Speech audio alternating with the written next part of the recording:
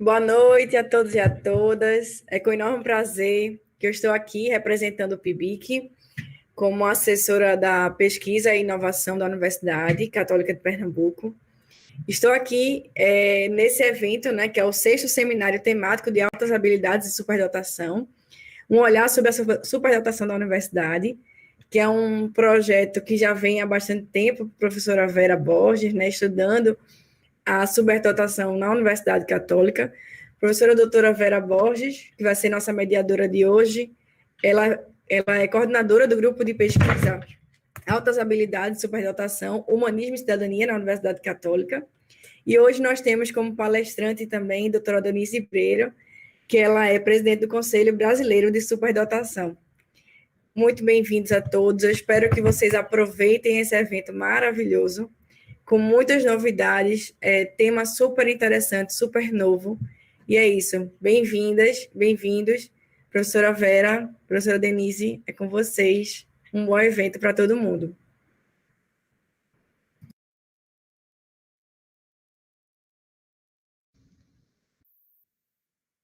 Boa noite a todos e a todas.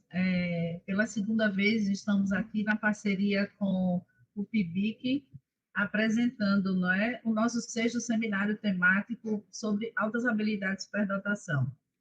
E na noite de hoje estamos assim extremamente felizes, não é? Porque temos a doutora Denise Arantes Breiro aqui com a gente, que é a presidente do Conselho Brasileiro para a Superdotação, do qual eu também faço parte como membro, não é, de apoio técnico. E nós estamos aqui reunidos. Ela aceitou o convite para vir aqui conversar com a gente, para que a vir discutir com foco muito especialista na sua formação, não é? Ela é uma psicóloga especialista em altas habilidades de superdotação, é o CEO da Inclui Consultoria, membro do Núcleo Paulista de Atenção à Superdotação, NPAS, NEPAS, né? Presidente do Conselho para a Superdotação, como eu já falei. Então, é uma honra enorme estar aqui. A professora Denise está também, do ponto de vista geográfico, está aí no sudeste do país, segundo ela, com a mesma temperatura, não é? Ela está em Bauru, em São Paulo, então é importante que a gente realce, né, que nós estamos próximos, na proximidade aqui pelo remoto, mas a satisfação de tê-la aqui de um local distanciado do nosso, né? Nos aproximando cada vez mais a partir da questão das altas habilidades de superdotação. Isso é que é importante. Esse é um momento particular para nós, assim, digamos, vamos dizer, satisfatório não é bem a palavra, mas assim engrandecedor para nós que estamos na universidade, porque o objetivo é que a gente visibilize o Conselho Brasileiro para a Superdotação como uma entidade que nos apoia, não é? E que está ao lado da universidade, e aqui a gente tem, na noite de hoje, a concretização de um evento onde a gente tem 3 parceiros importantes, que é a universidade, o Combrasde e o grupo de pesquisa, e o PIBIC, não é? Que é aqui na pessoa da professora Marina, nos recebe e nos apoia nessas atividades acadêmicas. Então, eu passo a palavra agora para a professora Denise Arantes Breiro, para que ela possa dar a sua palestra por iniciada aí. Boa noite, Marina, boa noite, Vera, boa noite a todo mundo que está nos assistindo, né? Uma alegria participar desse momento aqui de formação com seus alunos, né? Com todas as pessoas que estão nos acompanhando aqui pelo YouTube.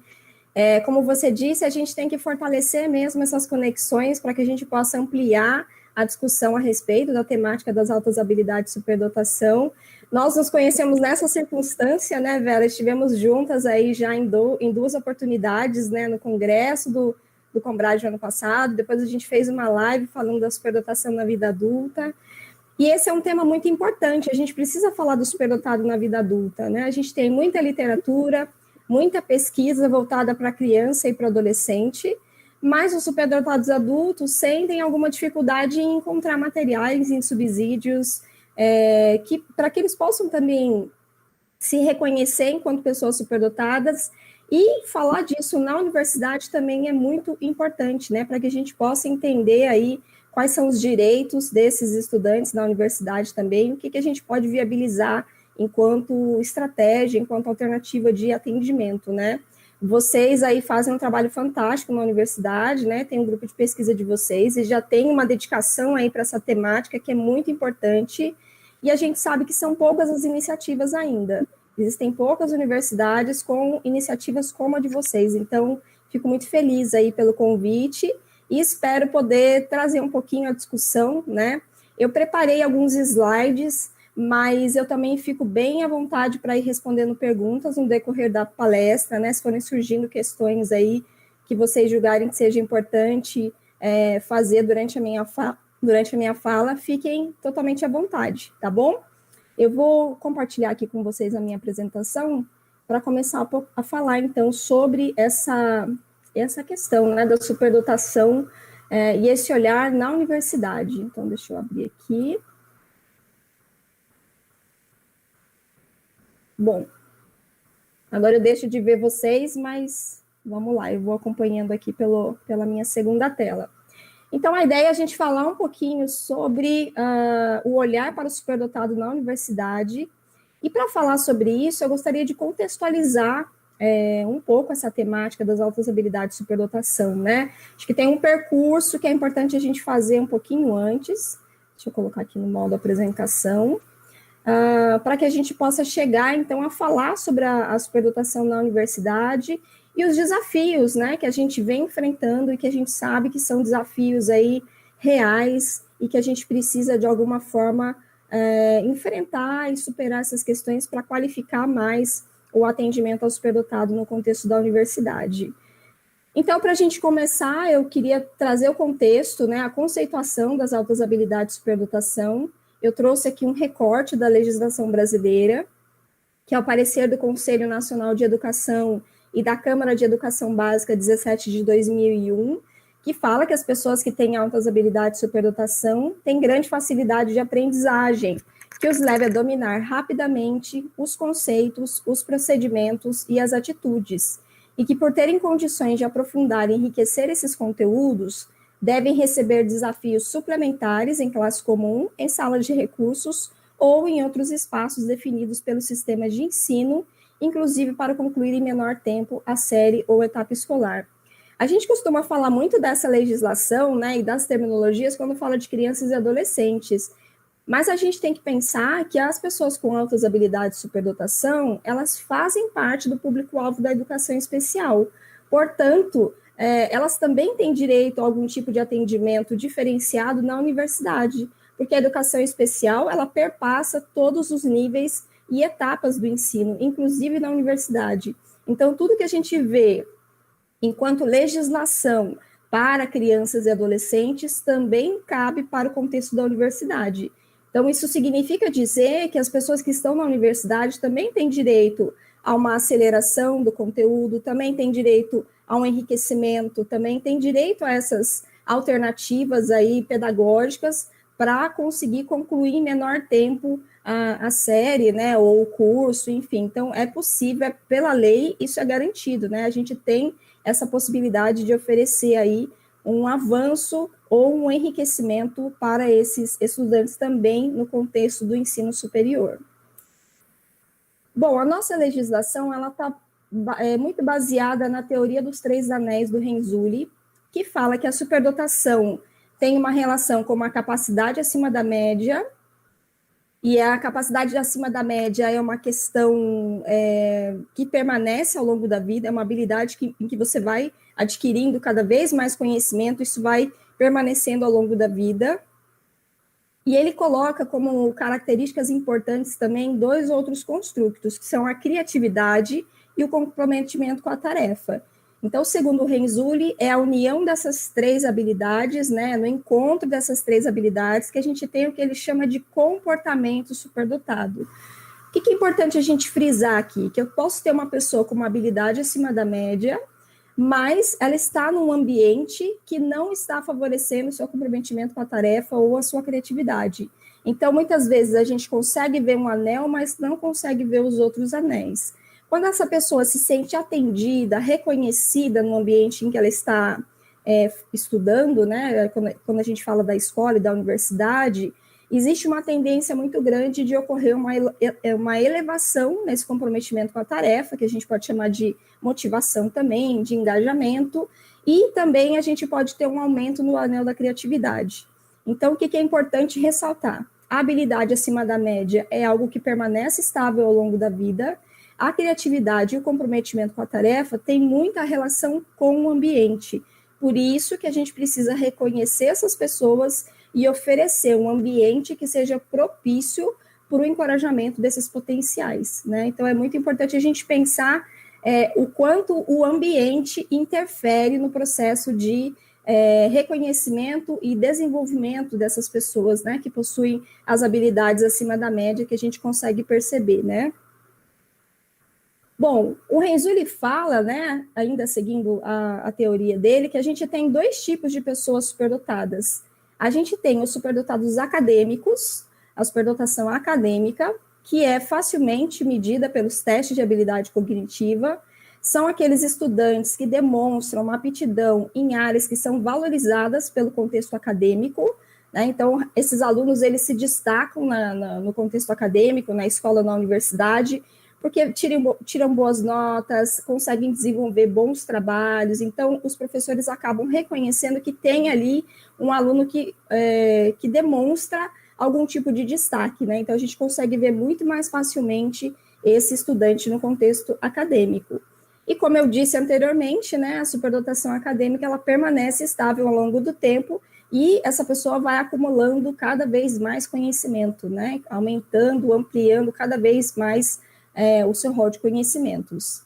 Então, essas pessoas tendem a cobrir o currículo escolar de uma maneira mais rápida, num ritmo mais avançado, e isso também pode acontecer na universidade, né? Então, esse aluno também pode concluir muito rapidamente, compreender muito rapidamente os conceitos, os procedimentos daquela disciplina, e aí a gente deveria pensar em estratégias ou de enriquecimento e aprofundamento dos estudos, ou pensar também na questão da aceleração de estudos, né?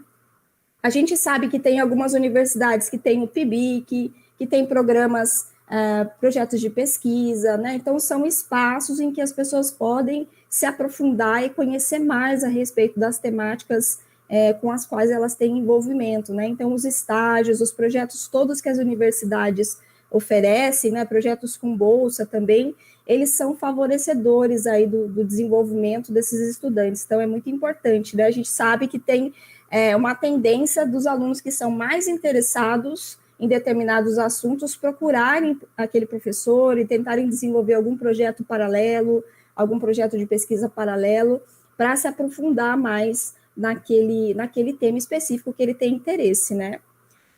Por outro lado, a gente tem a superdotação criativo-produtiva.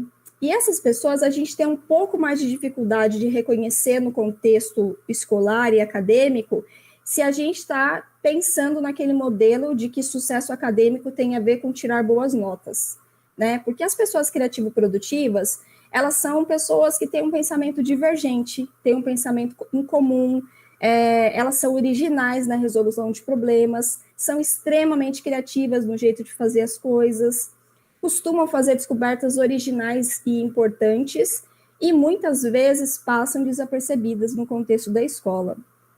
E aí, na universidade, muitas dessas pessoas alcançam espaços para demonstrarem o seu potencial, porque acabam escolhendo cursos que podem favorecer o desenvolvimento desse potencial criativo produtivo.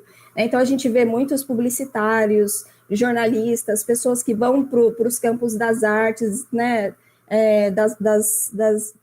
das ciências que têm a ver mais com a criatividade, arquitetura, enfim, tem uma série de cursos que, de alguma forma, favorecem o desenvolvimento das pessoas que têm essa habilidade criativa e produtiva. Se eu sou uma pessoa criativa e produtiva e eu escolho uma disciplina mais das exatas ou mais das biológicas, talvez eu tenha um pouco de dificuldade de mostrar o meu potencial, porque eu tenho habilidades que são diferentes daquelas avaliadas pelos currículos que são mais acadêmicos, vamos pensar assim, né? Aqueles currículos que estão mais relacionados com a lógica, com o raciocínio verbal, né? Então, as pessoas criativas e produtivas, elas acabam tendo um pouco mais de dificuldade de serem reconhecidas. Mas são aquelas pessoas que fazem coisas originais em qualquer campo do conhecimento, né? Então, é importante a gente pensar também que o criativo produtivo, ele não está relacionado só com a arte, mas ele está relacionado com qualquer campo do conhecimento. E o Renzulli diz que as pessoas que são criativas produtivas são aquelas que produzem o conhecimento, né? A gente vive uma sociedade que é extremamente consumidora do conhecimento, e essas pessoas, elas acabam sendo produtoras do conhecimento.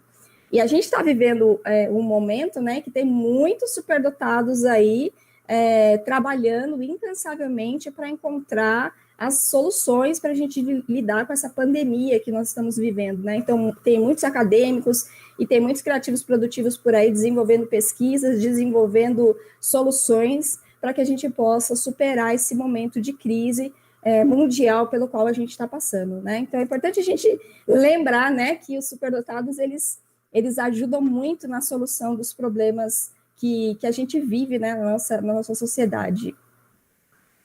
Bom, alguns estereótipos, né? Eu separei alguns estereótipos aqui para que eu possa fazer um link com esse contexto da universidade. Existem muitos outros estereótipos, né? Tem muitos mitos aí a respeito da superdotação. Para aquelas pessoas que não conhecem a superdotação, se eu pedir para você fazer um exercício de fechar os olhos e imaginar uma pessoa superdotada, as pessoas têm a tendência a imaginar determinadas características, né? Então, tentem imaginar, aqueles que não conhecem o tema, o que é uma pessoa superdotada. Muitas vezes as pessoas pensam em pessoas que têm aquela carinha de nerd que todo mundo fala, né? Que usa o óculos, que tem canetinha no bolso. Então, a gente já criou um estereótipo aí a respeito das pessoas com altas habilidades de superdotação. E a gente precisa romper com esses mitos. Porque quando a gente tem esses mitos que dificultam o nosso olhar, a gente tem dificuldade em reconhecer de fato quem são as pessoas superdotadas. Então, são pessoas que estão entre nós, não são super-heróis, como muita gente pensa, né? Muita gente nem gosta do termo superdotado, porque dá essa ideia de super, mas são pessoas como nós que têm uma facilidade ou que têm algumas facilidades em algumas áreas específicas, né? Então, elas não necessariamente são boas em tudo. Esse é o primeiro mito. O superdotado, ele não precisa se destacar em todas as disciplinas do currículo escolar. Ele pode ser bom em uma área, ele pode ser bom em algumas áreas. E nas outras áreas, ele tem ali um desempenho mediano, em algumas vezes ele pode ter até alguma dificuldade em alguma área específica, né? Então, eu posso ter, por exemplo, um superdotado que é excelente nas exatas, mas aí na parte esportiva ele tem uma dificuldade enorme, né, de desenvolver algum tipo de atividade física por falta de coordenação motora, por exemplo, né, essa parte não é muito bem desenvolvida. Então, eu posso ter essas variações aí com relação aos destaques e às dificuldades ou facilidades em determinadas áreas. Um outro mito que é muito recorrente e que dificulta muito o nosso processo de reconhecimento das pessoas superdotadas. Imagina-se que para ser superdotado, necessariamente tem que ter um coeficiente de inteligência elevado, né? Então, as pessoas associam a superdotação a um QI elevado. E a gente sabe que o QI é um dos elementos, né, que precisa ser considerado no processo de avaliação, mas ele não pode ser considerado como o único elemento nesse processo, né? Então, se a gente for pegar a história, os testes de inteligência, né, foram desenvolvidos para separar as crianças que tinham dificuldades escolares, para que a gente pudesse oferecer um atendimento especializado para essas crianças. E aí, depois, esses testes começaram a ser utilizados na guerra, e eles passaram a ser utilizados também para mapeamento das questões da inteligência. Então, existem pessoas que vão ter um QI, sim, elevado, mas não necessariamente todas as pessoas superdotadas terão um QI elevado. eu tenho áreas em que não é necessário ter um QI elevado para considerar as altas habilidades de superdotação. Então, esse é um elemento que a gente tem que considerar e junto com outros elementos também que precisam ser considerados, né? A história de vida, o desempenho dessa pessoa, essas informações qualitativas, e a professora Vera faz um trabalho belíssimo nesse sentido, são extremamente importantes para que a gente possa reconhecer a trajetória dessas pessoas com altas habilidades de superdotação, né? Bom, outra ideia equivocada que se tem é de que toda criança superdotada vai se tornar um adulto eminente. É como se fosse causa e consequência, né? Puxa, eu descobri que eu sou superdotado na infância, então não importa o que eu faço, eu vou me tornar um adulto de sucesso. Esse é um mito. Essas pessoas, elas têm uma facilidade, elas têm habilidades acima da média, mas elas precisam de treinamento, precisam de desenvolvimento, de engajamento, de motivação, de persistência, uma série de outras habilidades que o Renzulli chama de habilidades não cognitivas para que ele, de fato, possa alcançar esse sucesso na vida, né? Se a gente pega um outro teórico que estuda as questões da inteligência, que é o Robert Sternberg, ele fala que as pessoas com um QI muito elevado, muitas vezes têm dificuldade de encontrar sucesso na vida, porque elas têm uma inteligência analítica muito bem desenvolvida, mas elas têm um pouco mais de dificuldade na inteligência criativa e na inteligência prática. E o Sternberg fala que a inteligência para o sucesso, ela relaciona inteligência analítica, inteligência criativa e inteligência prática, e que a gente teria que ter esses 3 fatores num certo equilíbrio para poder alcançar esse sucesso na vida. Então, num dos livros dele, ele diz que as pessoas que têm um QI um pouco mais abaixo da média tendem a ter mais sucesso, porque conseguem equilibrar melhor esses 3 tipos de inteligência, né? Então, é importante a gente pensar nisso, que o QI é muito, muito importante, muito bom, mas não pode ser o fator preponderante para a gente considerar a questão das altas habilidades de superdotação. E o último mito que eu separei para discutir com vocês é o de que não precisam de suporte. E essa é uma ideia que vem na universidade também, né? A gente sabe que hoje algumas universidades colocam um campo ali no momento da matrícula ou da inscrição no vestibular para que o estudante possa se autodeclarar como superdotado, mas na prática a gente sabe que muitos superdotados preferem não se autodeclarar, preferem manter essa informação oculta, com medo de passar por algum tipo de cobrança ou de represália, como pode ser que ele já tenha vivido uma experiência parecida nos anos escolares da educação do ensino fundamental, do ensino médio, né? Então, assim, tem muitos alunos que preferem não se autodeclarar e acabam não recebendo suporte durante a universidade, durante o curso, né? Durante o processo ali na universidade, porque a universidade nem sabe que tem estudantes superdotados ali. E muitas vezes a gente sabe, né, que nem todos sabem o que fazer com esses estudantes, porque ainda é um tema que vem sendo pesquisado, vem sendo estudado.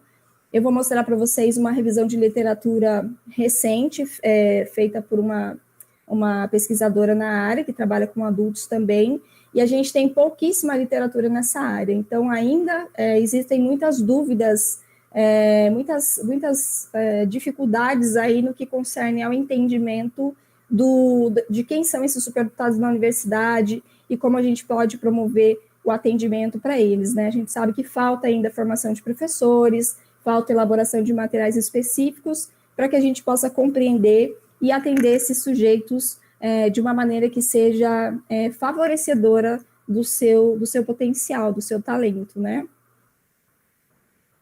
Bom, então a gente tem diferentes perfis de superdotação. A gente pode ter pessoas acadêmicas, a gente pode ter pessoas criativas, a gente pode ter pessoas com perfis na área dos esportes, na área da ciência, da matemática. A gente tem perfis muito diferenciados de superdotação. Então a gente tem que lembrar sempre essa ideia de que o superdotado não precisa necessariamente ser bom em tudo. E por que eu reforço essa ideia, né? Porque, infelizmente, quando as pessoas são descobertas como tendo altas habilidades de superdotação, começam a se criar muitas expectativas com relação ao seu futuro, né? Então, Esses estudantes que, às vezes, deixam de se autodeclarar no momento da inscrição, no momento da matrícula na universidade, têm medo das expectativas elevadas que podem ser geradas a partir dessa informação. Então, muitos deles preferem ocultar isso, né?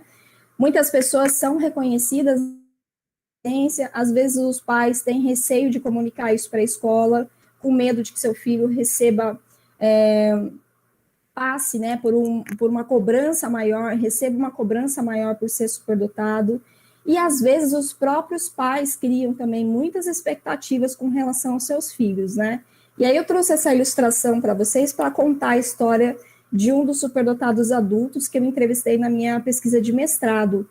Então, no mestrado, eu trabalhei com 7 superdotados adultos, eu fiz a entrevista de história de vida com eles, trabalhei com método fenomenológico, e aí um dos meus entrevistados era um jovem de 25 anos, e ele estava contando durante a entrevista que ele sempre gostou muito de animais, de plantas, e ele gostava muito de crianças. Então, ele gostava muito de brincar com crianças que eram mais novas do que ele, né? Ele se dava bem com crianças.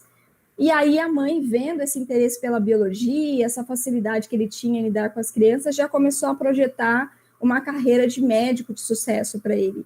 E a mãe começou a investir em boas escolas, né, para que ele fizesse um percurso acadêmico que o levasse à escolha da medicina como uma profissão. No momento do vestibular, ele optou pelo jornalismo, e houve uma quebra de expectativa gigante na família.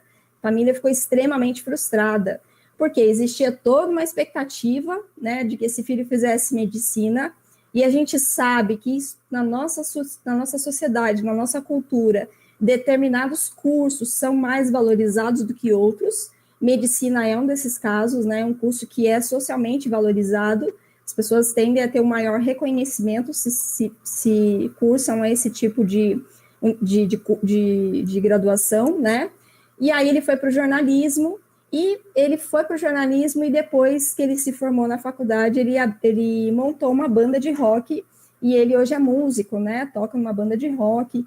Então, desconstruiu completamente essas expectativas da família. Não foi um processo fácil, mas no momento em que eu o conheci, essa situação já tinha sido superada, né? Os pais já tinham compreendido a escolha dele, e ele estava ali alcançando o que ele denominava como sucesso, né? Então, ele estava se autorrealizando. E o importante é isso, né? Você determinar o seu sucesso, você alcançar aquilo que você imagina que é o seu ponto de sucesso. E ele tinha encontrado o sucesso profissional que ele tanto imaginava, né? Então, a gente precisa cuidar muito dessas expectativas, né? Então, vocês, professores, pais, pessoas superdotadas que estão ouvindo, sempre pensem nisso, o quanto a gente eleva a nossa expectativa com relação a essas pessoas. E é muito comum ouvir frases assim: puxa, fulano, mas logo você que é superdotado fazer uma coisa dessa? Nossa, fulano, mas justo você tirou uma nota baixa? Ou os professores que às vezes questionam, né? Ah, na minha disciplina ele não vai bem, não, eu acho que ele não é superdotado, ele não tira boas notas, ele não acompanha as aulas, eu acho que ele não tem nada de superdotação, não. Então, a gente ouve muito esses discursos aí, as pessoas ainda tendem, né, a ter mitos e estereótipos para olhar as pessoas superdotadas e acabam criando inúmeras expectativas com relação a isso. Bom, falando então de algumas características, né, a respeito dessas pessoas. Então, são pessoas extremamente curiosas, que possuem uma boa memória, que têm uma aprendizagem rápida, dominam rapidamente os conteúdos que estão sendo transmitidos ali pelo professor, e às vezes vão buscar paralelamente mais informações. Quando elas têm interesse, elas mergulham naquele tema específico, e aí algumas pessoas falam que até uma obsessão, né, se torna um hiperfoco, né, que é uma palavra muito utilizada nesse momento, né, para falar dessas pessoas que têm um interesse muito grande por determinadas áreas do conhecimento. Mas é importante a gente pensar que as pessoas superdotadas tendem a ter esse interesse profundo, e quando elas suprem aquele interesse, elas acabam mudando de interesse, né? Então, ao longo da vida, elas vão tendo alguns interesses específicos. A gente tem pessoas que são extremamente focadas em determinadas áreas, mas a gente também tem pessoas que têm interesses diversificados em várias áreas. E essas pessoas acabam tendo muito mais dificuldades no momento de escolher a profissão, né? Então, uma das pessoas que eu entrevistei também no meu mestrado era uma moça que estava fazendo a terceira graduação dela numa universidade reconhecida no país, que é a USP.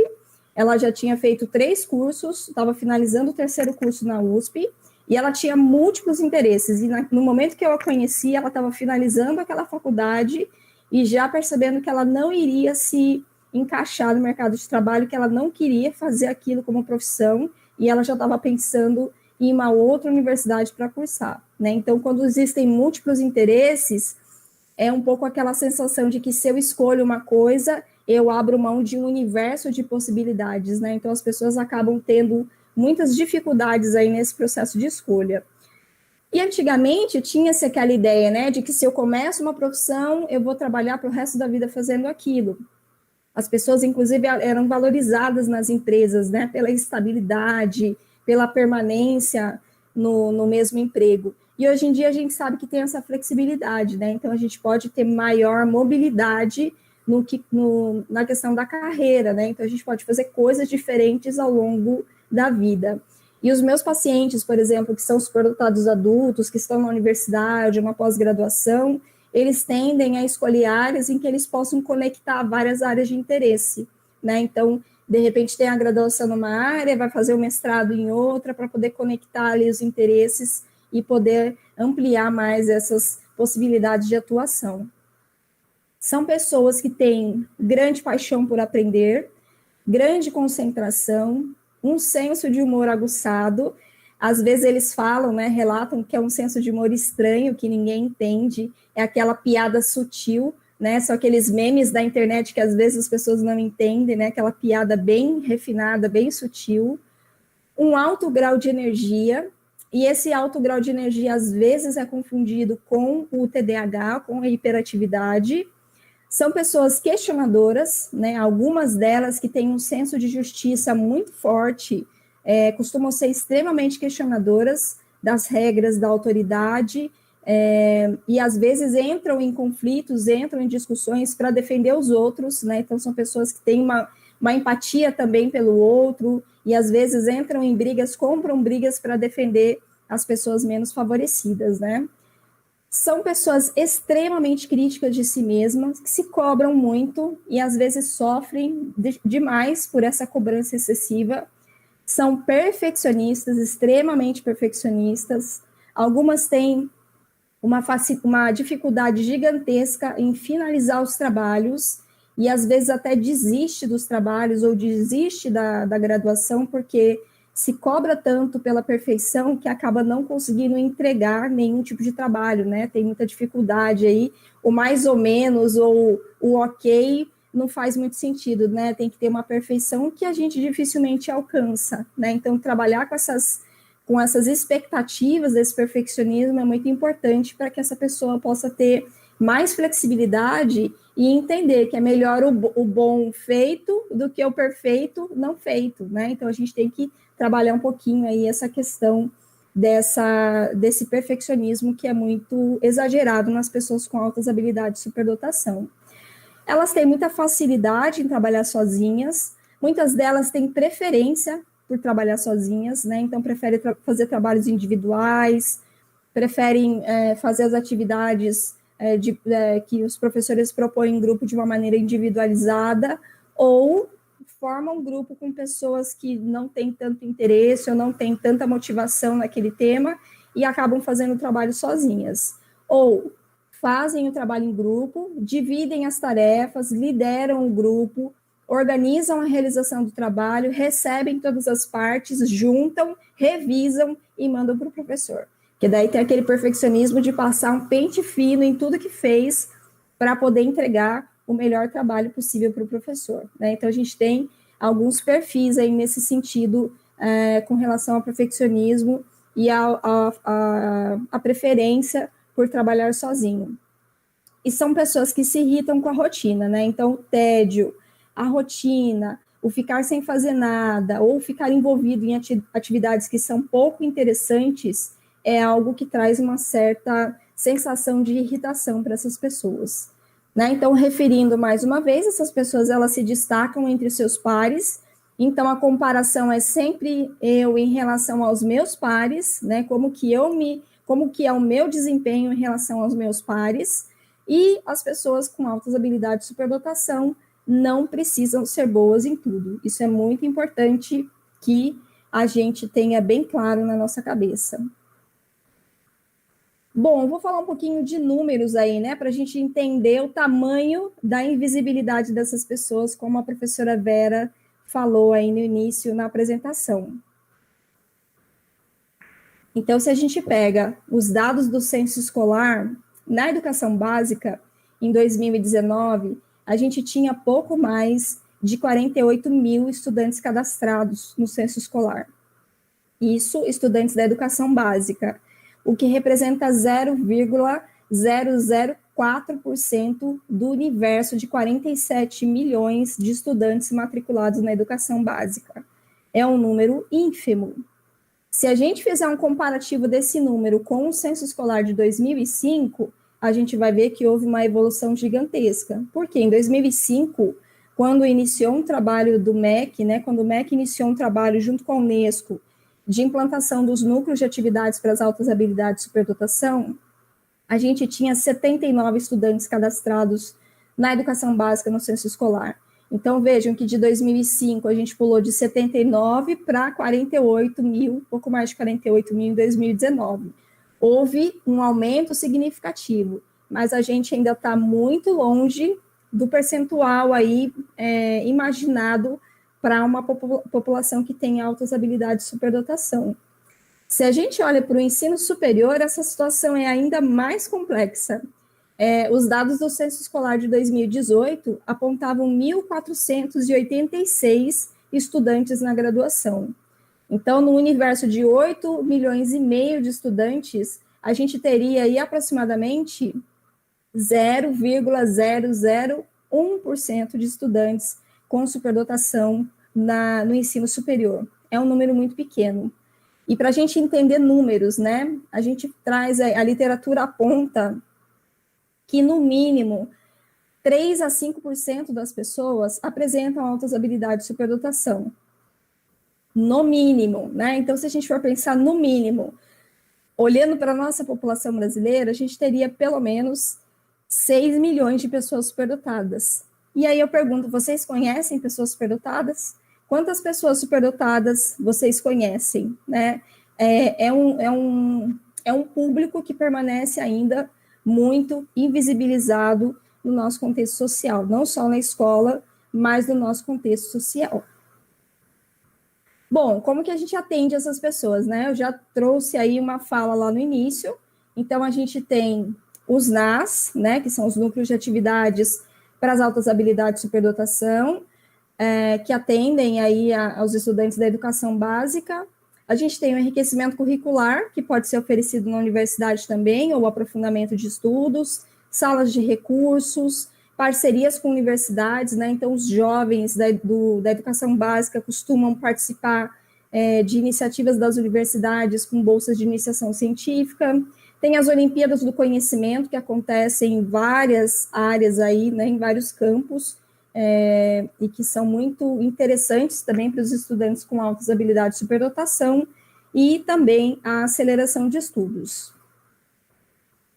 Bom, a gente sabe, né, que apesar da invisibilidade, existem possibilidades bem definidas para a superdotação na infância e na adolescência, né? Então, a gente tem isso mais claro, mais definido. E na vida adulta, como é que a gente pode atender essas pessoas, né, no contexto da universidade, no contexto do mercado de trabalho? E nesse ponto a gente tem pouquíssima literatura, né?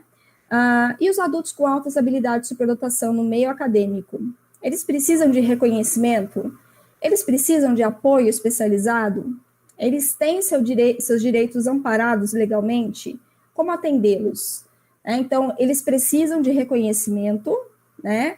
Eles precisam de apoio especializado, nem todos, mas uma parte desses estudantes precisam do apoio especializado.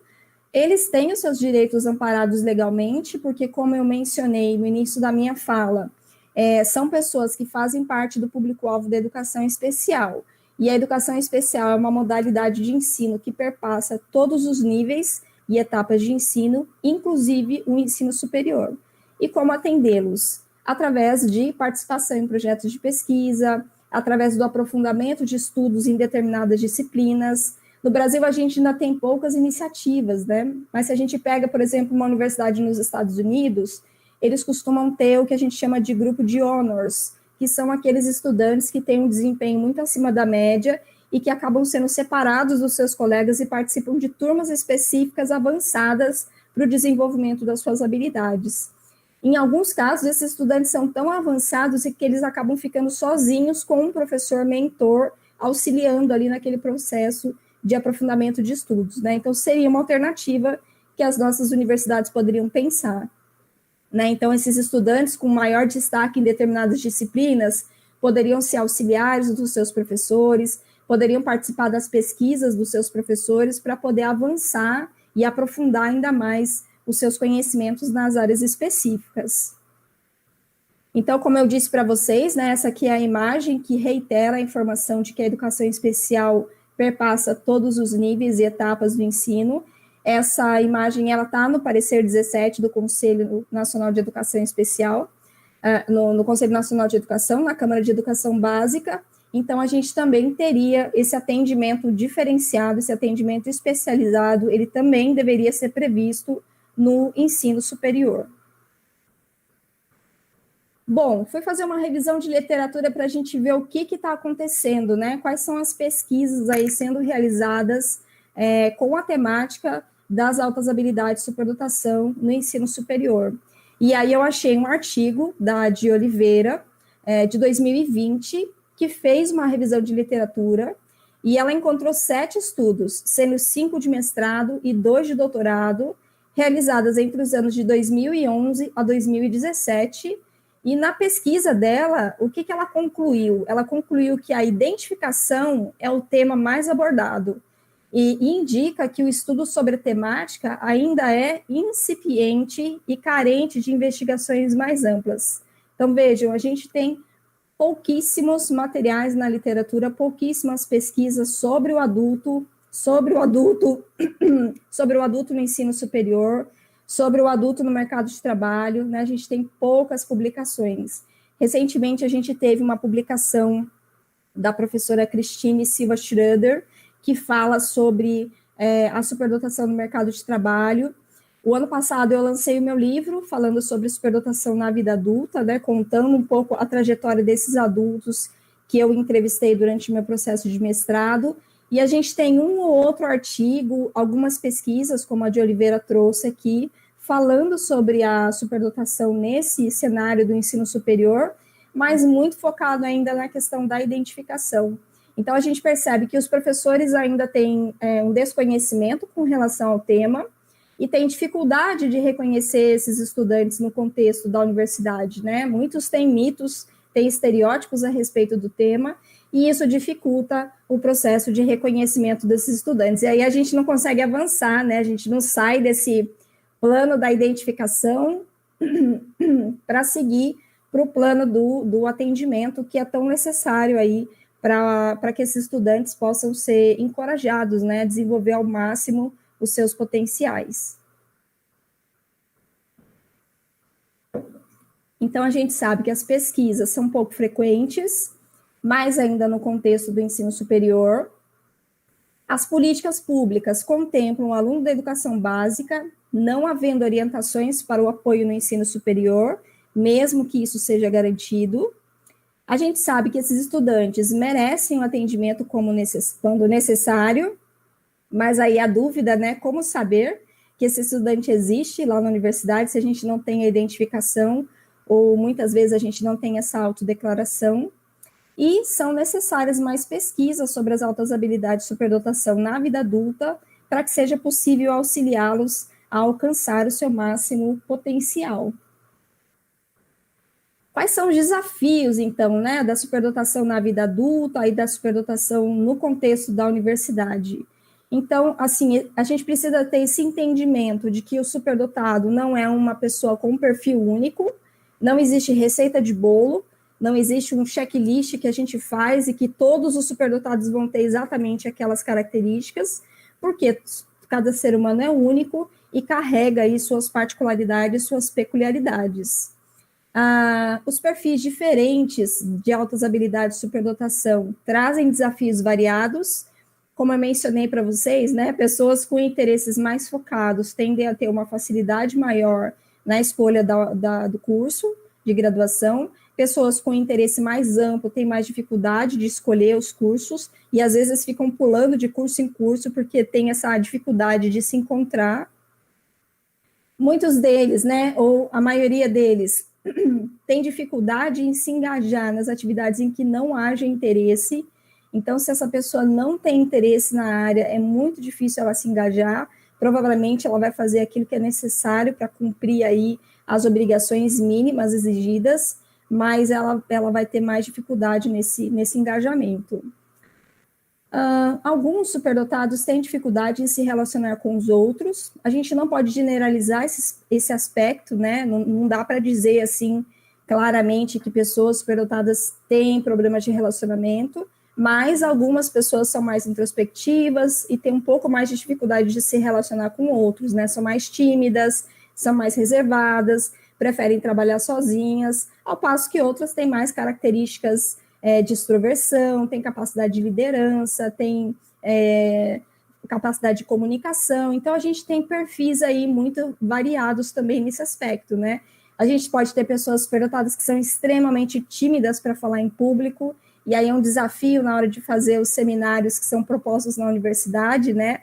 Porque tem professores que querem que todos os alunos falem, e às vezes o superdotado que tem mais timidez, ele prefere ficar nos bastidores, ou fazendo a escrita, ou fazendo ali algo que seja dos bastidores, mas ele não gosta de aparecer em público, né? Então, o trabalho dele, ele prefere que fique nos bastidores, e quando tem esse momento de exposição é um pouco mais difícil. São pessoas extremamente autocríticas, que têm uma cobrança elevada por excelência. E o perfeccionismo aí é uma característica muito forte que a gente tem que trabalhar para que essa pessoa consiga lidar com essa cobrança e com esse perfeccionismo. E eles são desconhecidos aí por parte dos professores, né? A grande maioria dos professores não tem conhecimento a respeito das altas habilidades de superdotação no contexto da universidade também. Algumas pessoas com superdotação têm um sentimento de menor valia. Então, eu percebo na minha prática, no consultório, né, atendendo superdotados adultos, avaliando superdotados adultos, jovens, que muitos deles vêm com um sentimento de que são inferiores, um sentimento de que são, por serem diferentes, essas pessoas se sentem diferentes desde muito cedo, elas acabam achando que tem um problema. E, por acharem que tem um problema, elas sentem que precisam se encaixar, e se elas não se encaixam, então elas têm essa sensação de menos-valia, né, de que são inferiores em relação às outras pessoas. Algumas delas, por se sentirem diferentes, têm dificuldade em ter esse senso de pertencimento que todos nós precisamos, né, os jovens, principalmente, passam por esse momento de identificação com os colegas e precisam desse senso de pertencimento, e alguns superdotados têm essa dificuldade, não conseguem se identificar ou se reconhecer em nenhum grupo, e aí ficam um pouco que sozinhos, aí caminhando um pouco que sozinhos. Quando são reconhecidos na vida adulta, o impacto em termos emocionais acaba sendo maior.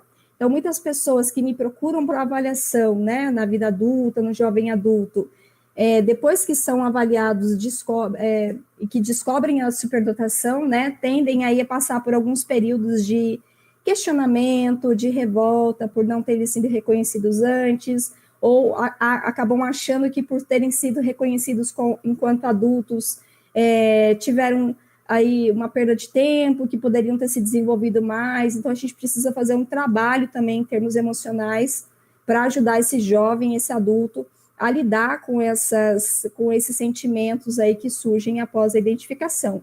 Nem todos têm, mas alguns apresentam essas características. É muito importante que as pessoas superdotadas convivam com pares, né? Então, possam estar em grupos que congreguem, que reúnam pessoas superdotadas para que elas possam se sentir ali pertencentes a um grupo, se sentirem reconhecidas, né? Então, a convivência com os pares é muito importante, né? Então, a gente criar espaços para isso é muito rico. Eu tenho alguns grupos terapêuticos para adultos, tem outras instituições, né? Tem o Inodap, da professora Maria Lúcia Sabatelli, e outras instituições que também fazem grupos com adultos, né? Para que possa ser oferecido esse espaço de convivência entre pares. Tem o Mensa também, então tem algumas iniciativas aí. A superdotação não é sinônimo de sucesso acadêmico ou profissional. Se eu sou superdotado, eu vou ter uma facilidade, mas eu continuo tendo que trabalhar duro para alcançar o meu sucesso, aquilo que eu determino como sucesso, né? Então, eu preciso estudar, eu preciso me dedicar, eu preciso me esforçar para alcançar aquilo que eu almejo. Alguns superdotados que descobrem, principalmente na fase jovem adulta e adulta, precisam de apoio psicológico, e às vezes é um apoio psicológico por um tempo específico, só para ele lidar com aquele reconhecimento dessa nova identidade, e aí depois ele já segue na vida, né? Então não tem uma necessidade constante, permanente, definitiva de apoio psicológico. Às vezes, em algum momento, é necessário algum tipo de acompanhamento nesse sentido. E, infelizmente, a gente sabe que existem iniciativas ainda muito incipientes na universidade. E aí eu estava fazendo uma busca na internet e encontrei uma matéria sobre a Unesp, né? A Unesp aqui do estado de São Paulo, que o ano passado ofertou vagas para estudantes do ensino médio que foram destaque nas Olimpíadas do Conhecimento. Então, eles abriram vagas adicionais para esses estudantes que entraram não via vestibular, mas entraram pelo fato de terem sido medalhistas olímpicos, né? Então, participar de Olimpíadas do Conhecimento ao longo da trajetória escolar acaba sendo uma porta de entrada para muitas possibilidades aí no que concerne ao ensino superior. Inclusive, tem algumas universidades estrangeiras que também acabam buscando esses estudantes, tem algumas iniciativas de ONGs e de empresas que financiam estudantes que são olímpicos, né? E esses estudantes recebem bolsas e eles acabam aí recebendo algum tipo de encaminhamento para o ensino superior também. Bom, eu trouxe algumas sugestões de leitura, né, para quem tem interesse em se aprofundar mais a respeito da temática das altas habilidades de superdotação. Então, esse material aqui é um material que foi publicado pelo MEC, que é extremamente rico, se chama A Construção de Práticas Educacionais para Alunos com Altas Habilidades de Superdotação. Esse material está disponível para download no site do MEC, é só colocar o nome aí no buscador, no seu computador, e você vai ter acesso. Tem alguém falando no chat que a USP São Carlos também abriu vagas, isso mesmo, né? Então, as universidades têm feito esse movimento de abrir vagas aí para os estudantes que são medalhistas olímpicos. Esse livro aqui, ele foi escrito para professores, né? Então, se chama Um Olhar para as Altas Habilidades, Construindo Caminhos. Ele foi publicado pela professora Cristina Cupertino e por mim, na época, em que eu trabalhava na Secretaria de Estado da Educação, fazendo formação de professores na área das altas habilidades. Eu coordenei o NA São Paulo durante 10 anos, e a gente fez um trabalho de formação de professores intenso nessa área, e o fruto desse trabalho foi a publicação desse livro, que também está disponível para download gratuito na internet, né? E ele está disponível no meu site também, quem tiver interesse também está fácil lá para ser acessado. Quem tiver interesse em comprar um livro, né, sobre superdotação, aí eu indico Altas Habilidades de Superdotação, Inteligência e Criatividade. É um livro que foi ganhador do Prêmio Jabuti. Ele foi organizado pela professora Ângela Virgulin e pela professora Elizabeth Castellon. Eu tenho um capítulo e tem vários profissionais que pesquisam a superdotação no Brasil, que tem capítulos, né? Então, é um livro que é uma coletânea aí de capítulos de pesquisadores do Brasil todo falando sobre a questão da superdotação. Aproveito para convidá-los para seguir o CONBRASE, né, o Conselho Brasileiro para a Superdotação, nas redes sociais. A gente tem feito um trabalho aí de fortalecimento, de ampliação das conexões para que a gente possa auxiliar na retirada desses estudantes da invisibilidade Então, a gente está no Facebook, no Instagram. Então, quem tiver interesse em saber o que está acontecendo na área da superdotação, recomendo que siga lá as redes sociais, @Combrage, né? Então, sempre a gente está divulgando aí tudo o que está acontecendo em termos de publicações, de lives, palestras, cursos, tudo aí que tem na área da superdotação. E se você tiver interesse, pode se associar também ao conselho e participar aí das ações que a gente desenvolve, né? Nós fazemos um congresso bianual, e então a gente teve um congresso ano passado, em 2020, e o próximo congresso será em 2022. Esse aqui é o meu livro, Altas Habilidades de Superdotação na Vida Adulta, Modos de Ser e Trajetórias de Vida. Eu estou doando um livro para a universidade, né? Já encaminhei aí para a professora Vera pelo correio, então em breve deve chegar para vocês aí. Então, quem for aluno da universidade vai poder ter acesso a esse livro na biblioteca quando as coisas voltarem aí, né? Um pouco mais à normalidade, a gente puder ter acesso aí aos espaços da universidade. E, por fim, eu queria deixar os meus contatos, né? E eu vou abrir para perguntas. Eu já fui acompanhando aqui durante a minha fala várias perguntas ali no chat. E então, só para encerrar a minha fala e a gente abrir para as perguntas, eu queria deixar uma frase que é de um material que eu publiquei em 2016, de um artigo que eu publiquei em 2016, que fala, né? Que precisamos lutar contra a solidão do fundista, para que o talentoso não esteja sempre adiante dos demais no aspecto intelectual, mas emocionalmente solitário e incompreendido. Então, a gente precisa aí encontrar formas de reconhecer e atender essas pessoas para que elas não se sintam tão solitárias e incompreendidas como grande parte delas se sente. Aqui embaixo tem meu site, meu e-mail, meu @ nas redes sociais, Facebook, Instagram, o canal do YouTube, né? Então, eu fico à disposição aí para a gente abrir para as perguntas. Deixa eu parar o meu compartilhamento aqui para eu ver a professora Vera, a Mariana, e vamos para as perguntas, né, professora? Vi que tem bastante interação ali no chat. Maravilhoso, né? Maravilhoso aqui a gente está.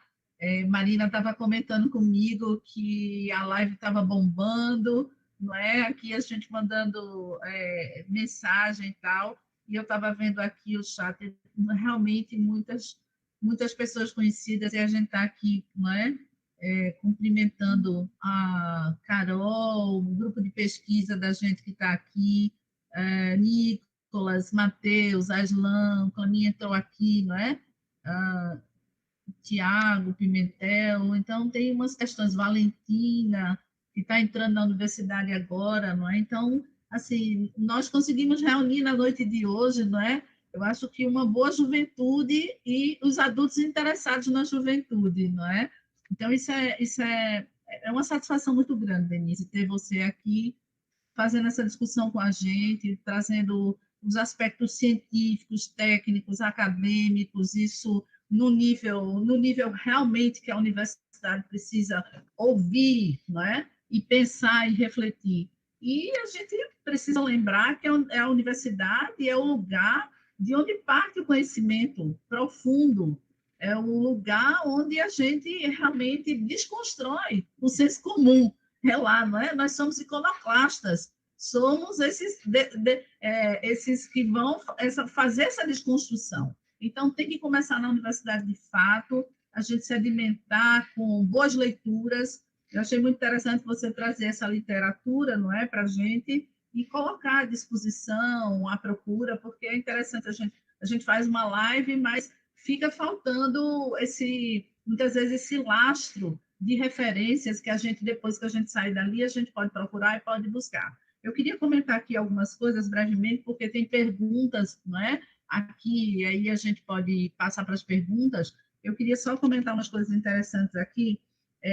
Realmente, a questão do mito, não é? Que me chama a atenção na universidade, essa questão que é muito ligada ao professor, é de que o sujeito inteligente é um sujeito autônomo, que ele não precisa ter cuidado com ele, porque ele vai caminhando em linha reta todo sempre. E não é verdade isso, né? Então, ele não precisa de cuidado, não. Então, essa questão do mito da autonomia. Então, são coisas que a gente precisa trabalhar, porque esse conceito de autonomia é um conceito, vamos dizer assim, precário, não é muito precário, porque a autonomia não é a gente largar solto, é a gente monitorar e ficar ali, não é, no cuidado, vendo o que vai acontecer de longe, mais por perto, e fazendo as orientações. Então, a gente tem uma perspectiva, eu me lembro na universidade, quando eu estava na universidade, os professores diziam assim para a gente, olha, faz isso e te vira.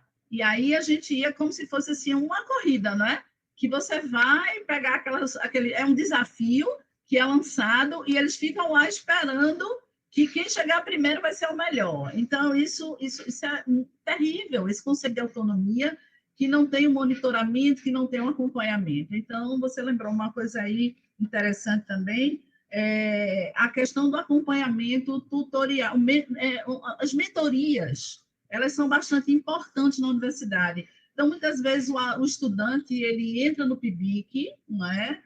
Daqui a pouco eu coloco aí uma coisa interessante também, sobre um artigo que eu escrevi sobre estudantes de PIBIC, porque a gente tem a hipótese de que realmente eles foram para lá, pelo menos o tipo acadêmico, né? Que gosta de pesquisa, da investigação. Mas a gente também tem o abandono, muitas vezes, da iniciação científica. E isso não quer dizer que ficaram os melhores, não foi uma seleção darwiniana que passou por ali, não é bem isso, né? São as descobertas que vão fazendo você tomar outros caminhos.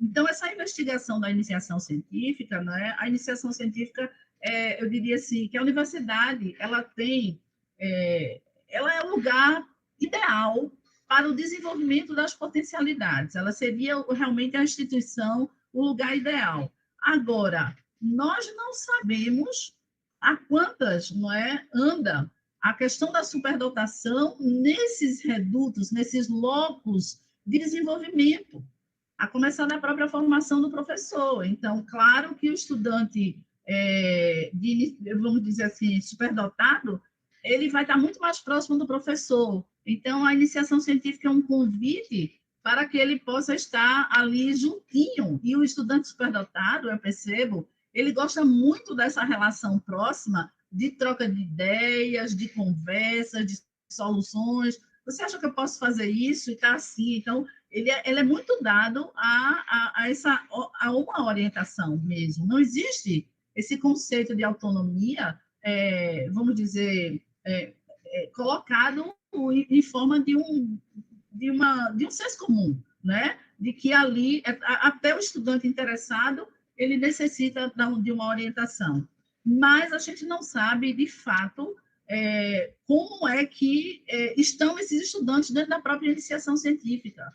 E eu sempre me questionei por essa coisa. Então, existe um mito também entre os próprios estudantes. Eu analisei isso, né, que entre os próprios estudantes de iniciação científica, os estudantes nunca se acharam superdotados, não é? A não ser um que me respondeu uma vez, que ele disse assim, eu estou quase chegando na superdotação. Só falta eu escrever um artigo, mas eu já sou quase estudante superdotado. Então, assim, ainda que ele fosse, né, a construção da ideia de superdotação para o próprio estudante de iniciação científica também é alguma coisa que precisa ser trabalhada, não é? Então, a gente não vai adquirir a superdotação do dia para a noite só porque a gente vai fazer a iniciação científica, né? Então, existe, assim, uns mitos, né, entre os próprios estudantes. E essa questão também, aqui eu vou falar ainda rapidamente, eu vou tocar ainda nesse apoio especializado. Então, a gente pode não ter a identificação, mas a gente tendo a sensibilização, você sabe que o nosso grupo de pesquisa, não é, que se chama Altas Habilidades, Superdotação, Humanismo e Cidadania, a gente tem trabalhado com sensibilização, uma sensibilização, vamos dizer assim, vamos dizer, com um tempo muito curto. Ela, na verdade, não é uma formação de professores, ela está voltada para as licenciaturas e ela trabalha com a história da ciência através de personagens que fizeram parte da história, a história da ciência, da arte, da literatura, e que tiveram desempenhos acima da média e deixaram contribuições para a humanidade. E aí os estudantes vão se identificando, os professores também, e a gente foi sensibilizando aí ao longo de 5 anos nessa temática, sem a gente fazer a identificação na universidade. Então, isso é aquele trabalho de formiguinha que a gente vai fazendo. Eu queria destacar aqui, não é, o trabalho de 2 universidades que eu tenho, ou pelo menos uma eu tenho tido um contato mais próximo, que é a Universidade Federal Fluminense, e que o pessoal lá, quer dizer, a universidade que hoje está preocupada com a superdotação, ela deve ser olhada com muito carinho. Então, a Universidade Federal Fluminense tem o curso de férias para superdotados, não é? Que é lá em Niterói, eu tenho participado de alguns, e eu tenho visto os posicionamentos da Universidade Federal do Paraná, que a professora Laura Sereta está à frente, não é? Lá do trabalho, com um atendimento com estudantes e a própria identificação. Então, nós podemos tomar como referência, não faz mal nenhum para a gente, não é? A gente ter um olhar sobre os trabalhos que estão sendo produzidos na universidade, estão sendo gerados lá, e a experiência dos professores, porque a gente tem os núcleos de acessibilidade, e esses núcleos de acessibilidade, eles batem em cima da deficiência, mas eles ainda não chegaram na superdotação. Então, todas as universidades, elas têm esses núcleos, né? E aí é muito interessante, eu acho, que a gente observar. A Universidade Federal Fluminense, ela tem trabalhado com estudantes que vêm de fora, né? Lá na Universidade Federal Fluminense tem a professora Cristina Delu, que por muito tempo tem a escola de inclusão, teve a escola de inclusão, agora está lá com a professora Fernanda, não é? Fernanda Serpa, tem o DS, a professora Sônia Nogueira. Então, o pessoal está lá em Química, Física, com as licenciaturas na área de Biologia, Física, Química e Matemática, o pessoal com a consciência do que é a superdotação. E na Universidade Federal do Paraná, a gente tem a identificação, né? Então, eu acho assim que, para mim, isso é fundamental hoje, a gente pensar nessas universidades, sobretudo aquela que já faz a identificação, que é a Universidade Federal do Paraná. Então, eu queria destacar aqui esse papel. Eliane Titon tem uma dissertação de mestrado muito interessante na área também, não é? Com inventário sobre a questão do superdotado, que chega até o ensino superior. Então, são mãos que vão se dando, não é? A gente vai se dando as mãos, a gente vai amadurecendo essas temáticas e a gente vai abrindo os olhos, os nossos e os dos outros ao mesmo tempo, né? Dentro da universidade. Então, isso aqui é um papel fundamental. A gente tem que fazer isso. Bom, eu não tenho muita coisa mais a falar, né? Só destacar. Sim, o Clemir está me lembrando aqui, não é? A dissertação de Denise Matos, não é? Que foi o primeiro trabalho que eu me espelhei para, vamos dizer assim, refletir, maturar a minha vida toda. Eu sempre gostei de trabalhar com juventude. Eu fiz o meu TCC sobre juventude, eu fiz o meu mestrado sobre juventude e cultura, então eu não vou largar a juventude nunca, não é? Fui professora do ensino fundamental, e aí a dedicação à universidade me fez, assim, olhar com muito carinho, não é? Para o jovem que chega à universidade, e o que passa pela iniciação científica, sobretudo. Mas a gente parece que precisa de mais alguma coisa. A gente está faltando descobrir, de fato, qual é a natureza dos talentos e quem são, de fato, essas pessoas, não só como um produto que publicou um trabalho ou que fez aquilo, né? Então, a gente também tem uma viciação na universidade de pensar que aquele tipo acadêmico é o único tipo que, vamos dizer, que vai fazer sucesso na vida e que aquele é o superdotado. Se existe superdotado, é aquele superdotado. E não é isso, não é assim. A questão é muito mais complexa, não é? Os estudantes com superdotados, eles não se acham superdotados, eles se acham patinhos feios, muitas vezes, não é? E eles são altamente inteligentes, críticos, e nós não somos críticos de nós próprios, mas eles são críticos de muitas coisas, inclusive do sistema que a gente dispõe para eles, não é? Então, é isso aí, Denise, essas questões que eu queria colocar, agradecer a você as pesquisas que você trouxe aqui, e eu acho que é mais ou menos essa questão que eu queria falar, não é? Dos mitos, eu queria dizer que o mito, ele não é mito separado, ele faz parte de um grande corpo de conhecimento que se chama uma mentalidade que a gente tem que desconstruir, não é? Então, o mito, ele não está separado, ele não está isolado, ele, na verdade, é como se fosse aquela nuvem preta que paira sobre todos nós e que, na verdade, a gente parece que aquela nuvem acompanha a gente por muito tempo. Então, faz parte de uma construção da mentalidade nossa que a gente precisa, vamos dizer assim, trabalhar, não é, para que a gente saia do senso comum de fato. Eu diria assim, não é só um mito que se desfaz, é, na verdade, toda a relação de um mito com a estrutura de linguagem, com a estrutura de conhecimento, não é? Então, é muito mais do que isso. Por quê? Porque não é só um mito de eu acreditar que aquele estudante ele pode ser feliz sozinho, estudando sozinho com autonomia, mas que também a forma da gente pensar pedagogias, não é? A forma da gente refletir, a forma da gente produzir conhecimento, ela também está comprometida por esse olhar fechado que a gente tem, né? Olhos de ver que ainda não viram nada, certo? Então, pronto, eu gostaria de passar aqui a palavra, não é? Para o pessoal que colocou já algumas perguntas, eu não sei se você destacou algumas, então vamos ver aqui. Cíntia tinha mandado para mim algumas. Cíntia, você quer ler aí algumas que você anotou já? Para Denise, então, e se Denise também destacou. Boa noite. Deixa eu só apresentar, assim, o estudante de PIBIC, né? Isso, boa noite. Primeiramente, eu quero agradecer. A gente teve muita interação no chat, realmente. Tivemos muitas perguntas, relatos de autoidentificação e também muitos elogios a vocês duas pela didática, pela apresentação, por ter muita clareza na hora de apresentar, assim, de passar essas informações. E, enfim, vocês preferem que eu comece pelas perguntas ou ressalte essa parte desses comentários de algumas pessoas que se auto-identificaram com o que foi passado no chat, com o que foi passado na apresentação, no caso? Eu acho que as duas coisas, né, Cíntia? Primeiro, eu quero dizer que você é nossa estudante de engenharia, não é, do grupo, e está há 3 anos aqui com a gente na iniciação científica, e tem aqui também da Carol, não é? Está todo mundo aqui com a gente, a Aslan, e Cíntia está aqui colocando no chat essas questões para a gente. Eu acho que é importante, né, Denise, ressaltar esses relatos de identificação para que a gente sinta aqui a realidade por onde está passando. Vamos lá. Bom, então, eu comecei a anotar pela ordem, né, do decorrer da apresentação.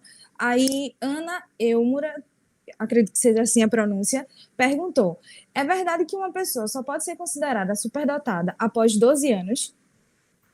Essa é uma boa pergunta, Ana. Existem alguns autores que falam que a gente precisa esperar um pouquinho para confirmar essa questão da superdotação, mas, assim, a gente consegue perceber sinais de precocidade desde muito cedo, né? Crianças com 1 ano e meio, com 2 anos, a gente já consegue perceber esses sinais de precocidade. O meu procedimento se uma criança vem antes dos 6 anos, eu faço uma avaliação de sinais de precocidade. Eu não posso afirmar que essa pessoa ainda tenha altas habilidades de superdotação, posso dizer que ela é precoce, e eu espero essa criança completar 6 anos para a gente fazer uma avaliação e aí sim poder confirmar aí essa questão das altas habilidades de superdotação. Então, eu espero a entrada no 1º ano para fazer essa confirmação, o que não impede que eu faça uma avaliação anterior, faça orientação para a escola, porque essas crianças, elas desde muito cedo demonstram aí alguma diferença na escola e precisam de enriquecimento, precisam de algum tipo de estimulação, né? Então, não precisa esperar até os 12. Tem autores que dizem que sim, mas no meu referencial teórico, com 6 anos eu já consigo fazer essa confirmação. Bom, vamos lá. A próxima pergunta é de Guilherme Simões. Na hora que você estava falando sobre a questão da superdotação acadêmica e a superdotação criativa e produtiva, ele perguntou: é possível possuir as 2 superdotações ao mesmo tempo? Sim, Guilherme, é possível ter as 2 superdotações ao mesmo tempo. Vi que você está bastante ativo aí no chat, né? Eu e o Guilherme já trocamos algumas figurinhas no Instagram. Que bom. Isso. Ele participou de uma pesquisa, acho que ele deve ter contado um pouquinho aí, né? E ele perguntou também, eu vi ali no chat, de grupo de pesquisa em Bauru, e tem a professora Vera, né? Inclusive a Ana respondeu aí é a professora Vera Capellini, que tem um grupo que é voltado para a inclusão, não é específico para as altas habilidades de superdotação, mas que engloba também a questão da superdotação, né? Então, vale a pena pesquisar. E é possível, viu, Guilherme? Você pode ter os dois perfis, você pode ser tanto acadêmico quanto criativo produtivo. Pronto, a próxima pergunta é de Kátia Silene. Ela pergunta: existe a superdotação global acima da média em todas as áreas, incluindo as não acadêmicas? Essa é uma ótima pergunta, sim. Um percentual muito mínimo dessas pessoas com altas habilidades de superdotação podem ter aquilo que a gente chama de superdotação global, ou seja, elas podem ter habilidades em várias áreas diferentes, né? Recentemente, eu terminei de avaliar uma criança que tem esse perfil, né? Tem um perfil musical, tem um perfil acadêmico, tem um perfil criativo. Então, a gente pode ter pessoas com perfil de liderança, né? Então, a gente pode ter pessoas com várias áreas também, que a gente acaba chamando desse perfil mais global. Mas é um número muito menor, né? Então, a tendência é sempre ter habilidades em algumas áreas específicas e não necessariamente uma inteligência tão global assim. Mas pode acontecer, claro. Eu posso ter uma pessoa com múltiplas possibilidades e múltiplos talentos. A próxima pergunta é da Beverly Martinado. Existem outros tipos de superdotação? Liderança nos esportes e etc.? Existe, na legislação, inclusive, a gente fala, né, de habilidades acima da média, na área intelectual, na área acadêmica, na área psicomotora, na liderança, nas artes e nos esportes, né? Então, a gente fala dessas áreas aí especificamente. A Kátia Silene também perguntou: por que o QI mede a inteligência acadêmica certo? O QI, né, os testes, as provas que compõem os testes de QI avaliam muito as questões lógico-matemáticas e linguísticas, que são duas habilidades muito relacionadas ao contexto acadêmico. É por isso que a gente acaba... E funções executivas, como memória, atenção, coisas que estão muito relacionadas com esse universo e com esse contexto acadêmico. Então, a gente acaba conseguindo capturar informações das pessoas que têm uma habilidade maior na área acadêmica, mas não necessariamente a gente captura o desempenho, o potencial das pessoas que não têm habilidade nessa área, que são mais criativa e produtiva. A gente tem alguns testes que mapeiam criatividade, mas é mais difícil, né? A gente trabalha mais com potencial. Então, o QI está muito mais focado para o reconhecimento dessas habilidades que tem a ver com aquilo que a escola valoriza. É por isso que tem a ver com esse perfil mais acadêmico. Vamos lá. Vigílio Martins. Na educação básica, temos os NAIs, que auxiliam na suplementação e complementação. E no ensino superior, como isso ocorre? Então, no ensino superior tem esses centros de inclusão, né, que a professora Vera mencionou. Grande parte das instituições federais, estaduais, os institutos federais também têm esse centro de acessibilidade, né? Cada universidade acaba tendo uma denominação, mas é como a professora Vera disse, né? Muitos deles acabam focando na questão da deficiência e esquecem que os superdotados também fazem parte desse público. Então, em tese, as universidades têm esse espaço aí que poderia oferecer algum tipo de apoio, suporte e ajudar ali no direcionamento desse estudante no contexto da universidade. A Viviane Almeida pergunta: quando uma criança ou adolescente é identificado com altas habilidades de superdotação, é motivo de alegria ou preocupação por parte dos pais? Aí ela faz uma observação: falo isso pois vejo a dor de alguns pais ao receber um outro diagnóstico. Olha, geralmente os pais ficam extremamente preocupados no primeiro momento, porque ficam imaginando que vão ter que oferecer muitos estímulos, que vão ter que desenvolver muito aquela criança, e que se não oferecer tudo que precisa, aquela criança vai perder o potencial. Então, os pais, às vezes, ficam muito desesperados nesse sentido, né? E aí a gente vai trabalhando com essa orientação, com essa sensibilização dos pais, com a compreensão do que significa ter essa condição de superdotação. Não é uma doença, não é uma deficiência, é uma condição, né? Então, à medida que os pais vão compreendendo o que é superdotação e como é o perfil do seu filho, eles vão se sentindo mais tranquilos e aí vão começando a ter essa alegria, né, de poder, e muitos deles acabam tendo bastante orgulho dos filhos, né, de poder ver ali aquela criança se desenvolvendo e mostrando muitos talentos e muitas habilidades. Mas, como eu disse durante a minha fala, muitos pais criam expectativas também, né? Então, trabalhar com essas expectativas é fundamental. Trabalhar com essa preocupação inicial, com essas expectativas, para que os pais possam compreender seus filhos como são e oferecerem todas as estratégias que sejam possíveis e que estejam ao alcance desses pais para o fomento desses potenciais, né? Isso que é importante, manter a criança feliz e realizada. Certo. Aí a Beverly e a Adriana têm a mesma dúvida. Como motivar uma criança quando ocorre uma grande desmotivação para a escola? No caso, como lidar com essa situação? Isso tem acontecido com muita frequência agora na pandemia, né? E, geralmente as crianças tendem a mostrar uma desmotivação quando elas já sabem o assunto ou quando elas não têm interesse no assunto.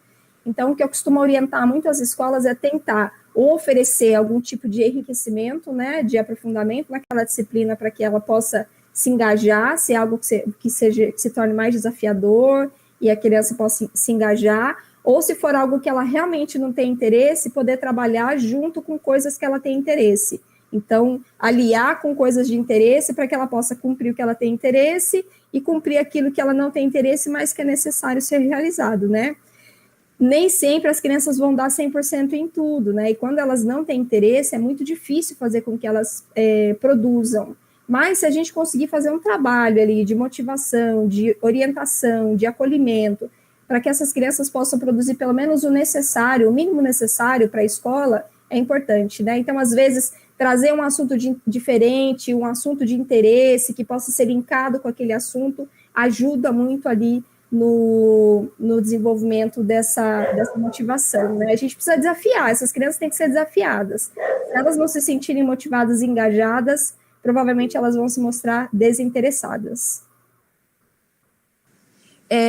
O Guilherme Simões também falou aqui para a gente que ele tem essa dificuldade, gosta de diversas áreas, amo treinamento físico e estou cursando educação física, mas amo a tecnologia e às vezes fico pensando se estou realmente fazendo o curso que deveria. Pois é, Guilherme, essa é uma questão. Quando a gente tem múltiplos interesses, né, a gente fica com essas dúvidas.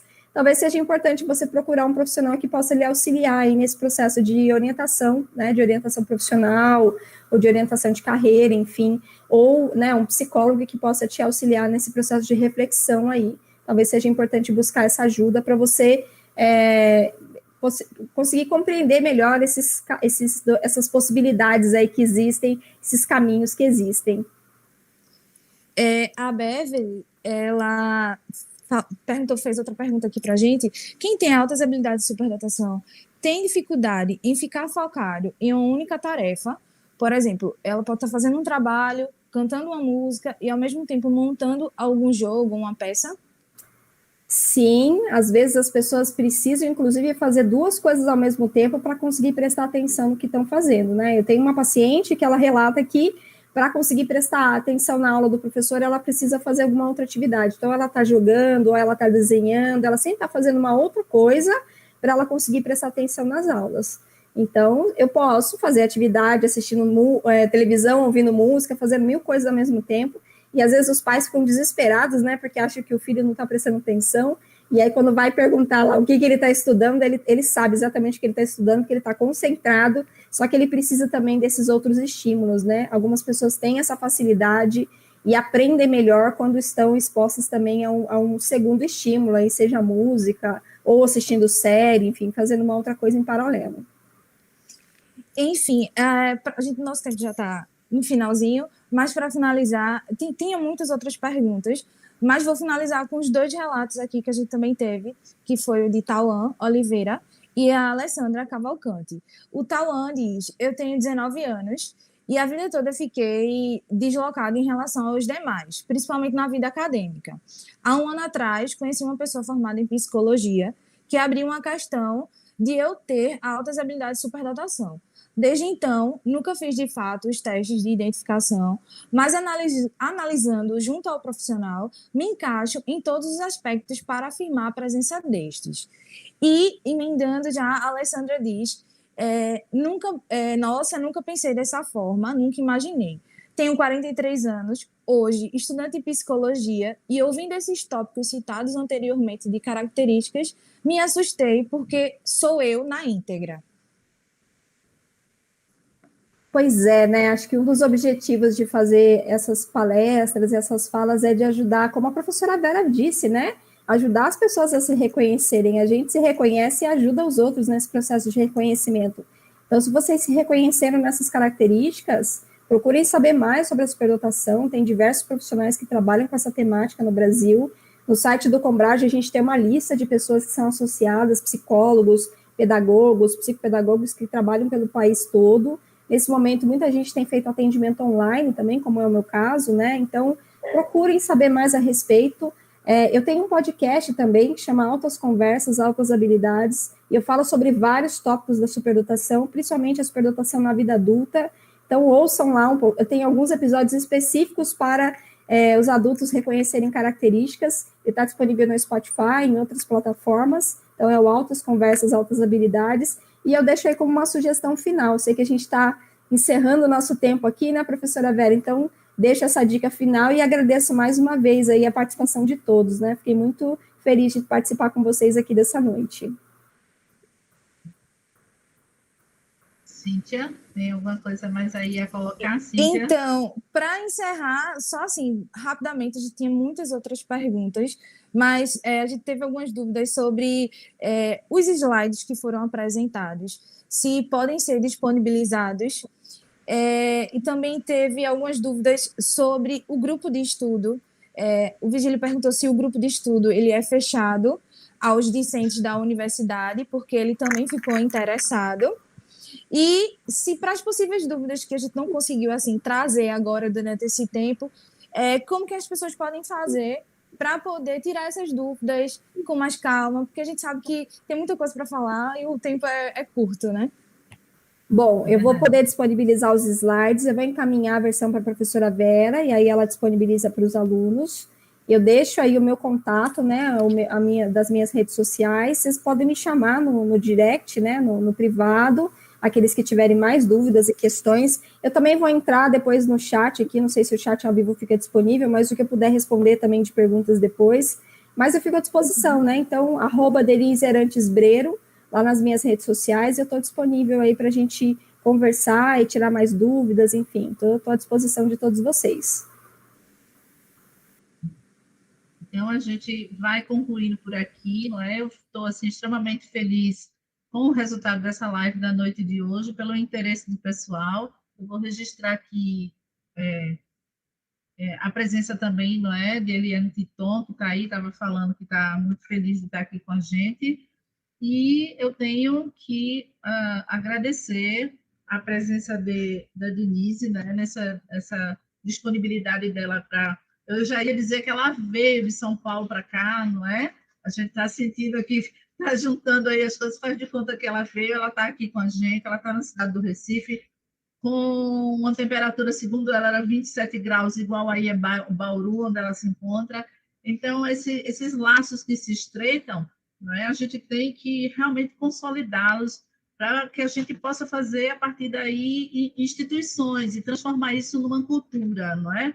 Uma cultura, na verdade, de apoio mútuo, da gente saber que a gente pode ser acolhido. Eu estou aqui lembrando de alguém que mandou uma pergunta para mim antes de começar com a Denise, né, que foi sobre o que é que a gente faz na universidade. Como é que a gente vai fazer se a gente, na verdade, não sabe o que vai encontrar lá como superdotado? Então, era todo um receio de uma estudante que eu conheço, que saiu do ensino médio, passou agora na Universidade Federal, e aí ela vai entrar na universidade e com receio de que a experiência da escola, não é? Aquela história do solitário, da solidão, daquele que caminha sozinho, mas a gente tem que pensar, não é, que independentemente da universidade, ela ainda não ter, não é, esse locus que tem, como eu penso assim, como se fosse na escola a gente tinha o SOI, Serviço de Orientação Educacional, com aquela placa bem grande, aquela coisa lá no Colégio de Freira que eu estudei, né, no SOI. Então, a gente vai pensar que não tem uma sala lá escrita aqui, tem um atendimento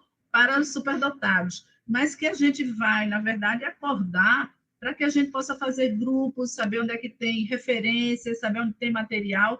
E uma coisa que eu estava pensando aqui, quando a Denise estava fazendo a explanação dela, é que a gente tem que realmente ficar juntinho daqueles que a gente acha que pode dar uma sugestão para a gente, dar uma orientação. Sabe aquela coisa do insight? É com esse que eu vou? Então, pronto, é aquele professor que ele para no corredor, é aquele que pode conversar com a gente. Então, são perspectivas que se abrem, né? E cada vez mais a gente vai trazendo esse tipo de material, esse tipo de conhecimento que vai, aos poucos, desconstruindo uma mentalidade altamente, vamos dizer assim, é como se fosse uma caverna mesmo, né? Que tem uma pedra na frente dela e a gente vai tirando a pedra na frente dela e, na verdade, não para entrar, mas para sair dessa caverna, né? Então, o que eu desejo que todo mundo, a partir de hoje, possa ter um interesse muito maior por esse assunto e pensar que isso não está distante da gente, está muito próximo. E que nós, se a gente não resolver essa história, amanhã a gente está vendo essa história se repetir com os filhos, com os sobrinhos, não é? Porque é uma coisa que não para na gente, ela se reproduz, ela vai parar em outros, não é? E a gente se reconhece muitas vezes num filho que a gente vai ter amanhã. Então, eu desejo a vocês, não é, que a gente possa realmente dar as mãos nessa estrutura de conhecimento que a gente começou a descortinar, não é? É uma luz que se coloca aí, são várias luzes, aliás, e na universidade a gente precisa realmente de muita luz, não é? E muita tranquilidade para a gente caminhar nesse processo aí, ao lado do Conselho Brasileiro de Superdotação, principalmente, não é? Então, Denise, eu te agradeço a Cíntia, agradeço a assessoria de comunicação, a professora Marina, não é? Marina Neves, do PIBIC, ao professor Dario, que é o coordenador geral, não é? De pesquisa e inovação, e a todos vocês, o meu obrigada por esta noite que a gente fez, eu diria assim, não com vaidade, mas com muito sucesso para uma melhoria da nossa condição, não é? A respeito das pessoas com superdotação, ok? Um beijo enorme, um abraço a todos vocês. Tchau, gente. Boa noite.